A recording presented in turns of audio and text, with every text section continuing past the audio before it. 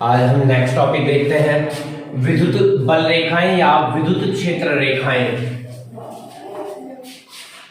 विद्युत बल रेखाएं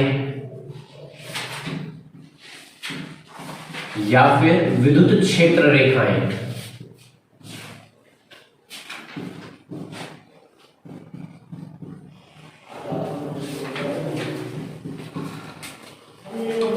देखिए विद्युत बल रेखाएं, अगर इनको हम शॉर्ट फॉर्म में लिखें EFL भी लिखते हैं इसको। EFL का मतलब क्या हो गया? E फॉर इलेक्ट्रिक, इलेक्ट्रिक यानी वैद्युत, F फॉर फोर्स, फोर्स यानी बल, और L फॉर लाइन, लाइन मतलब रेखाएं। विद्युत बल रेखाएं या उसको विद्युत क्षेत्र रेखाएं। जैसे E फॉर इलेक्ट्रिक, इलेक्ट्रिक मतलब विद्युत, F फॉर फील्ड, फील्ड मतलब क्षेत्र, और L फॉर लाइन यानी रेखाएं। EFL इलेक्ट्रिक फील्ड लाइन या इलेक्ट्रिक फोर्स लाइन। ठीक है भाई, विद्युत बल रेखाएं। अब विद्युत बल रेखाएं होती क्या है? एक बार बोर्ड ने पूछ भी लिया है कि विद्युत बल रेखाओं को परिभाषित कीजिए। देखो विद्युत क्षेत्र है, कोई विद्युत क्षेत्र है, जैसे इस बोर्ड पे पूरे पे विद्युत क्षेत्र आया हुआ है। इस विद्युत क्षेत्र में मैं एकांक धन परीक्षण आवेश को छोड़ दूं, जैसे यहां मैंने Q0 आवेश छोड़ दिया। अब ये Q0 आवेश जिस पथ का अनुसरण करेगा या जिस रास्ते पर चलेगा उस रास्ते को ही क्या कहेंगे?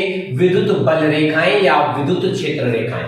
जैसे ये Q0 आवेश इस विद्युत क्षेत्र में छोड़ने पर इस प्रकार से गया, तो ये जो हमारा रास्ता है या फिर ये जो लाइन है इसको ही हम क्या कहेंगे? विद्युत क्षेत्र रेखाएं कहेंगे। यानी परिभाषा क्या बन गई? विद्युत क्षेत्र में एकांक धन परीक्षण आवेश को छोड़ने पर वह आवेश जिस पथ का अनुसरण करता है या जिस पथ पर चलता है उसे ही क्या कहते हैं? विद्युत बल रेखाएं कहते हैं।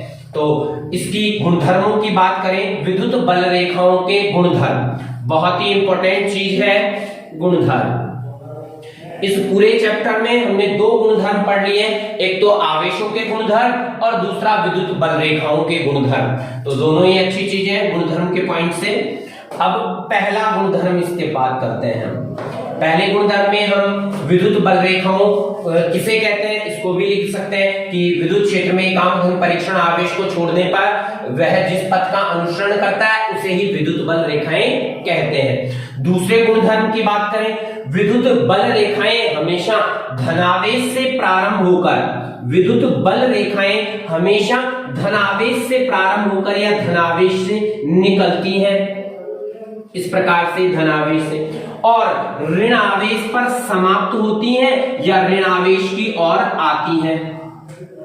इस प्रकार से दो लैंग्वेज बन गई यहाँ पे, ध्यान रखना। एक तो विद्युत बल रेखाएं हमेशा धनावेश से निकलकर ऋणावेश पर समाप्त होती हैं, या फिर हम ये भी बोल सकते हैं कि विद्युत बल रेखाएं हमेशा धनावेश से निकलती हैं और ऋणावेश पर समाप्त होती हैं। इसी में आगे देखते हैं कि विद्युत बल रेखाएं कभी भी बंद वक्र का निर्माण नहीं करती हैं। कैसे नहीं करती हैं इस बात को देखिए। विद्युत बल रेखाएं कभी भी बंद वक्र का या पृष्ठ का निर्माण नहीं करती हैं। जैसे ये एक धनावेश है और यहां कोई ऋणावेश रखा हुआ है, बंद लूप कभी भी नहीं बनाएंगी। विद्युत बल रेखाएं धनावेश से निकलेंगी और ऋणावेश पर समाप्त हो जाएंगी, इस प्रकार से। अब ये वापस ऐसा बंद वक्र कब बनता? जब ये वापस यूं आ जाती घूम के, कहां से? ऋणावेश से और धनावेश की ओर। पर ऐसा कभी नहीं होता है कि विद्युत बल रेखाएं ऋणावेश से निकले और धनावेश पर समाप्त हो, ऐसा नहीं होता है। इसीलिए ये बंद वक्र का निर्माण कभी नहीं करती हैं। अब हम 7वें या 8वें चैप्टर में देखेंगे कि चुंबकीय बल रेखाएं हमेशा बंद वक्र का निर्माण करती हैं। तो दोनों में अंतर की बात आएगी, तब वहां हम अंतर भी लिख लेंगे कि विद्युत बल रेखाएं कभी भी बंद वक्र का निर्माण नहीं करती हैं, जबकि चुंबकीय बल रेखाएं हमेशा बंद वक्र का निर्माण करती हैं। तो दो पॉइंट हो गए यहाँ पर। अब अगले पॉइंट का बात करें हम तीसरे गुणधर्म की। तीसरा जो गुणधर्म है, दो विद्युत बल रेखाएं कभी भी एक दूसरे को नहीं काटती हैं। जैसे एक विद्युत बल रेखा ये है और दूसरी विद्युत बल रेखा ये है, ये इस प्रकार से एक दूसरे को कभी नहीं काटेंगी कि इसके ओवरलैपिंग करके यूं चली जाए एक दूसरे को। अब इसका कारण क्या है कि विद्युत बल रेखाएं क्यों नहीं काटती हैं एक दूसरे को? क्योंकि कटान बिंदु पर विद्युत क्षेत्र की दो दिशाएं हो जाती हैं। जैसे कटान बिंदु है ये, अब इस कटान बिंदु पर विद्युत क्षेत्र की दिशा बतानी है हमको। विद्युत क्षेत्र की दिशा किस प्रकार से बताते हैं कि जिस बिंदु पर हमें विद्युत क्षेत्र की दिशा ज्ञात करनी है उस बिंदु पर एक स्पर्श रेखा खींचते हैं इस प्रकार से। इस बिंदु पर इस विद्युत बल रेखा के लिए स्पर्श रेखा ये बन गई और इस बल रेखा के लिए स्पर्श रेखा इस प्रकार से बनेगी। यानी ये देखिए इस बिंदु पर विद्युत क्षेत्र की दो दिशाएं हो गई। अब ये आप खुद भी सोच सकते हैं एक ही विद्युत क्षेत्र की दो दिशाएं कैसे होंगी। जैसे मैं सामने देख रहा हूं और कोई बोले मैं पीछे भी देख रहा हूं, इम्पॉसिबल है भाई। मैं एक बार में या तो सामने ही देखूंगा या घूम के फिर पीछे ही देखूंगा। तो इसी प्रकार से विद्युत बल रेखाएं कभी भी एक दूसरे को नहीं काटती हैं। और क्यों नहीं काटती हैं? क्योंकि कटान बिंदु पर विद्युत क्षेत्र की दो दिशाएं बन जाती हैं जो कि संभव नहीं है। अब हम चौथे गुणधर्म की बात करते हैं। चौथा गुणधर्म क्या है?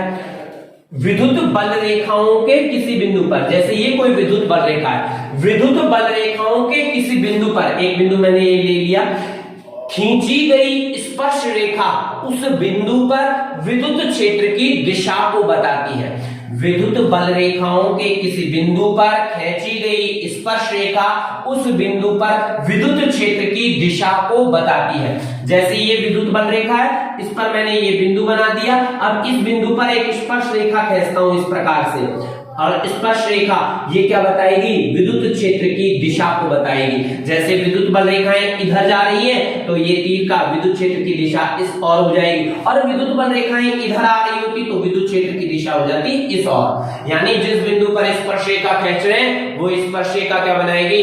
विद्युत क्षेत्र की दिशा को बताएगी। क्लियर है? हमारा अगली प्रॉपर्टी देखते हैं, पांचवी प्रॉपर्टी।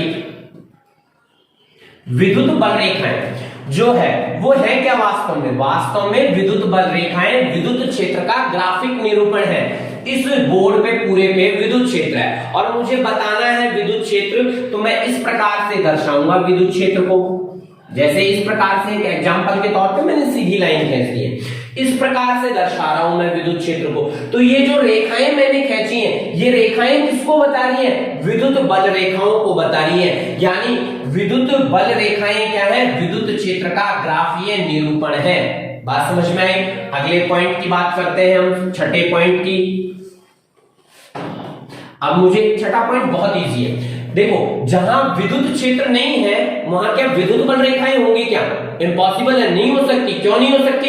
कि विद्युत क्षेत्र रेखाएं बनती कहां है? जहां विद्युत क्षेत्र है। विद्युत क्षेत्र के कारण ही तो विद्युत बल रेखाएं बन रही हैं। तो हम छठा पॉइंट लिखेंगे कि जहां विद्युत क्षेत्र अनुपस्थित होता है वहां विद्युत बल रेखाएं भी अनुपस्थित होती हैं। और नेक्स्ट चैप्टर, अगला जो सेकंड चैप्टर है, उसमें हम देखेंगे एग्जाम्पल के रूप में गोले के अंदर विद्युत क्षेत्र रेखाएं नहीं होती हैं क्योंकि विद्युत बल रेखाएं भी नहीं होती हैं। अगले चैप्टर में हम इसको डिस्कस कर लेंगे।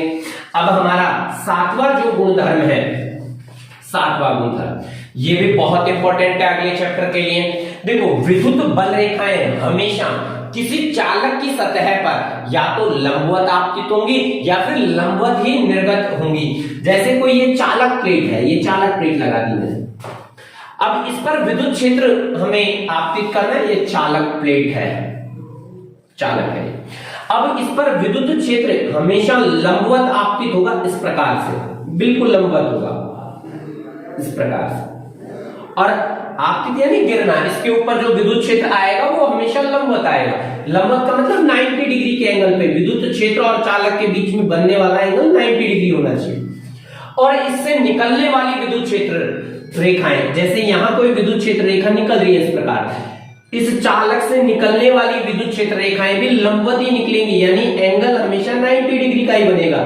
यानी विद्युत बल रेखाएं किसी चालक की सतह पर लंबवत ही आपतित होती है और लंबवत ही निर्गत होती है। अब देखो इसका एक क्वेश्चन के रूप में देखते हैं हम। एक बार आपके क्वेश्चन आया था कि निम्न में से विद्युत बल रेखाओं का कौन सा निरूपण सही है।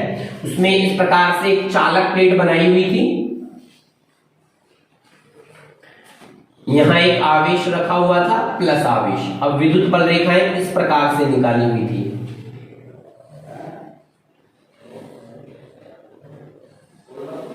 इस प्रकार से। एक तो ये था, उसमें ऑप्शन दिए हुए हैं, तो एक इस प्रकार का था,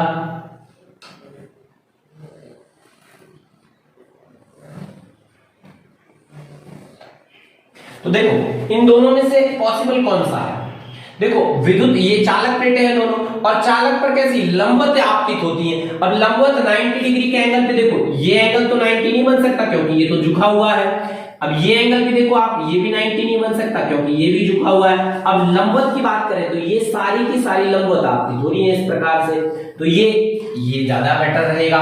ये सही ऑप्शन था कि भाई ये विद्युत बल रेखाओं का सही निरूपण ये है, ना कि ये वाला। क्लियर हो गया।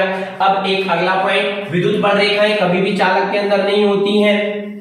विद्युत बल रेखाएं कभी भी चालक के अंदर नहीं होंगी, और इसको प्रूव भी कर देंगे हम कहां पर, अगले चैप्टर में, कि चालक के अंदर जो विद्युत क्षेत्र है उसका मान शून्य आ जाएगा हमारे लिए। तो अगला 8वां पॉइंट है हमारा, विद्युत बल रेखाएं कभी भी चालक के अंदर नहीं होती हैं। जैसे ये कोई चालक है, इस पर विद्युत बल रेखाएं आपतित हो गई, ये वाली, ये पूरा सॉलिड है चालक, ये ध्यान रखना, अगर खोखला होगा तो हो जाएगा अंदर, सॉलिड है पूरा ठोस भरा हुआ है अंदर से। तो विद्युत बल रेखाएं लंबवत आपतित हो गई, लंबवत ही निर्गत हो गई, पर चालक के अंदर कभी भी विद्युत बल रेखाएं नहीं उपस्थित होंगी। इस बात का ध्यान रखना, प्रूफ अगले चैप्टर में करके दिखाएंगे हम इसको। तो इस प्रकार से ये आपके विद्युत बल रेखाओं के गुणधर्म थे, बोर्ड के एग्जाम की दृष्टि से बहुत ही इंपॉर्टेंट गुणधर्म है। कभी भी आ सकता है आपके पास, या तो डेफिनेशन पूछ ले विद्युत बल रेखाएं किसे कहते हैं, या फिर पूछ ले कि विद्युत बल रेखाओं के कोई दो गुणधर्म लिखिए, या क्वेश्चन इस प्रकार से भी आ सकता है कि दो विद्युत बल रेखाएं एक दूसरे को क्यों नहीं काटती हैं, चालक के अंदर विद्युत क्षेत्र होता है या नहीं होता है, चालक के अंदर विद्युत बल रेखाएं होती हैं या नहीं होती हैं, विद्युत बल रेखाएं चालक की सतह पर किस प्रकार से आपतित होती हैं, या कितने एंगल से आपतित होती हैं। ये भी ध्यान रखना, एंगल भी पूछ सकता है कि विद्युत बल रेखाएं चालक की सतह पर कितने डिग्री के कोण पर आपतित होती है। तो लंबवत का मतलब कितना हो जाएगा, 90 डिग्री के एंगल पर आपतित होती है। तो इस प्रकार से ये गुणधर्म थे। Thank you.